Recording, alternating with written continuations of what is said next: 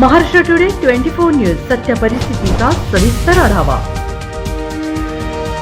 तहसीलदारांच्या गाडीवर हल्ला, वाळूमाफियांच्या दादागिरीसमोर प्रशासन लाचार। इंदापूरचे तहसीलदार श्रीकांत पाटील यांची शासकीय गाडी फोडत त्यांच्यावर अज्ञात हल्लेखोरांनी जीवघेणा हल्ला केल्याची धक्कादायक घटना घडली। हा हल्ला शहरातील संविधान चौकात करण्यात आला आहे। 5 ते 6 अज्ञात हल्लेखोरांनी स्कॉर्पिओ कारमधून आल्याची माहिती प्रत्यक्षदर्शी दिली आहे। तहसीलदार पाटील हे आज सकाळी 11:15 सुमारास तहसील कार्यालयाच्या दिशेने जात होते।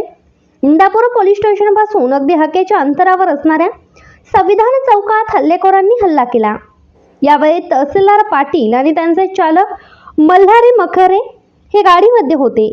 हल्लेखोरांनी चालकाच्या दिशेने मिरची पूड टाकत संपूर्ण गाडी लोखंडी रॉडने फोडली। या धक्कादायक घटनेनंतर पाटील आणि चालक मखरे यांना इंदापूर उपजिल्हा रुग्णालयात दाखल करण्यात आले असून या घटनेमुळे खळबळ उडाली आहे। हा हल्ला वाळू माफियांकडून करण्यात आला असावा असा अंदाज आहे। महाराष्ट्र टुडे मराठीसाठी bureau report, Indapur, Pune. Subscribe करा आणि सत्य परिस्थितीचा सविस्तर आढावा पहा।